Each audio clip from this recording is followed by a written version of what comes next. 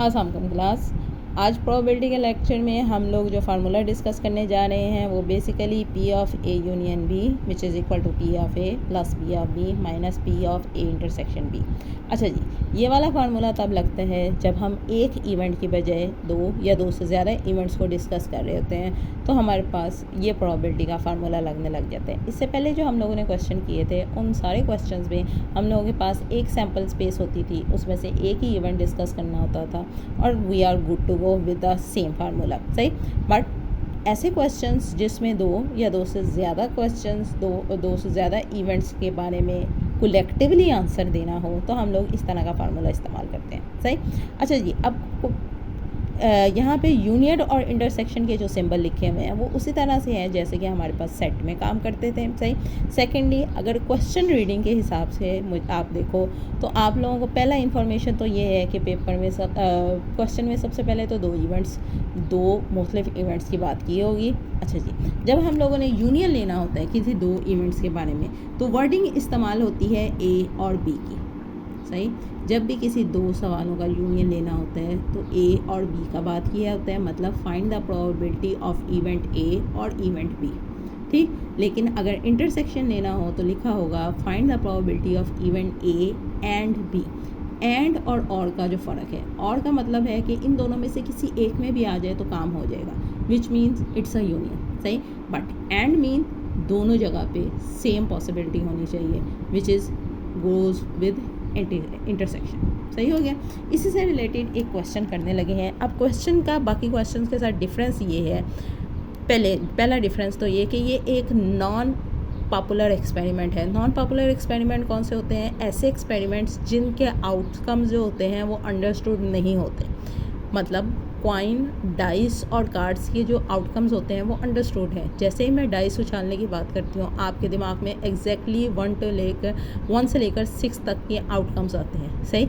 लेकिन ये क्वेश्चन एक ऐसा है कि जब तक इस क्वेश्चन में डेटा पूरा नहीं दिया होगा आप इसके बारे में कोई भी प्रेडिक्शन करने की पॉसिबिलिटी नहीं रखते, सही। सो पहली बात तो ये नॉन पॉपुलर एक्सपेरिमेंट है, मतलब इसके क्वेश्चन में ही आपको सारी इन्फॉर्मेशन मिलेगी, सही।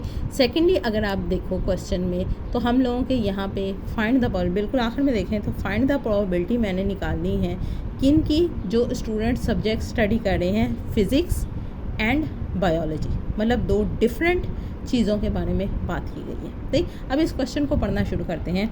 इन अ ग्रुप ऑफ 30 स्टूडेंट्स, ये चीज़ याद रखें, ऐसे क्वेश्चंस जो नॉन पॉपुलर होंगे उसकी पहली लाइन में हमेशा सैम्पल स्पेस की बात की होगी।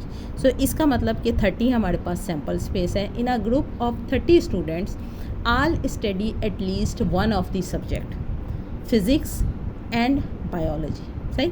अब नेक्स्ट चीज़ आप लोगों ने के सामने यहाँ पे रख दी है कि मेरे पास दो सब्जेक्ट्स हैं फिज़िक्स और बायोलॉजी, जिसको स्टूडेंट्स के लिए पढ़ना ज़रूरी है, कम से कम एक तो ज़रूर ही पढ़ेंगे, ठीक।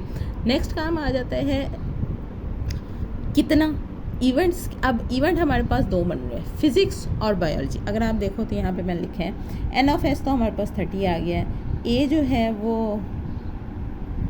है वो स्टडी फिज़िक्स है, जो इसके बारे में इंफॉर्मेशन दी हुई है 20 स्टूडेंट स्टडी फिज़िक्स, सही। बी जो है वो स्टडी बायोलॉजी है, 21 स्टडी बायोलॉजी, सही। सो ये दो इवेंट्स और उनका काउंट आ गया, सही।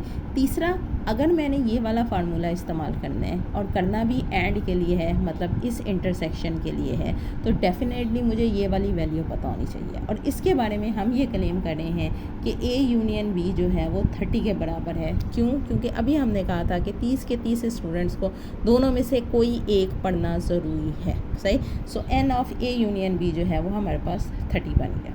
सैम्पल स्पेस हमारे पास ऑलरेडी 30 था। अगर अब मैं प्रोबेबिलिटी निकालना चाहूँ, अच्छा, इसमें हम लोगों ने एंड निकालना है, और निकालना होता तो यूनियन निकालते। इस वक्त एंड निकालना है, इसलिए हम लोगों ने जो फार्मूला जो चीज़ फाइंड करनी है वो है P of A intersection B. अब हमारे पास ये वाला फार्मूला था, इसमें N of A union B मुझे पता है जो कि हमारे पास 30 है, सही। पी ऑफ ए निकाला जा सकता है, पी ऑफ बी भी निकाला जा सकता है। मैंने फाइंड क्या करना है, ए इंटरसेक्शन बी की प्रोबेबिलिटी, सही। अगर आप क्वेश्चन ऑब्जर्व करो, सबसे पहले हमने पी ऑफ ए निकाला स्टडी फिज़िक्स के बारे में, सही। देन पी ऑफ बी निकाला, स्टडी बायोलॉजी के बारे में हम लोगों ने, देन यूनियन निकाला जिसके बारे में हम लोगों ने कहा हुआ था एटलीस्ट 1 सब्जेक्ट वाली बात हुई थी तो 1 आ गया। फार्मूले में हम लोगों ने क्योंकि इंटरसेक्शन को निकालना है हम लोगों ने इनकी जगह रिप्लेस कर दी है, हमारे पास ये फार्मूला बन गया। इसमें हमारे पास ए की भी वैल्यू है, पी ऑफ ए की भी वैल्यू है, पी ऑफ बी की भी वैल्यू है और इनके यूनियन की भी वैल्यू है। अगर आप देखो इससे आगे कोई काम नहीं है, जस्ट एलसीएम लिया है, एलसीएम लेके हमारे पास ये वैल्यू आ गई विच इज़ इक्वल टू 11/30। सही, ये हमारे पास probability of studying both A और बी इवेंट मतलब फिज़िक्स एंड बायोलॉजी। ठीक, ये हमारा क्वेश्चन था। होप सो कि आपको समझ आ गया होगा। थैंक यू, गुड लक, अल्लाह हाफ़िज़।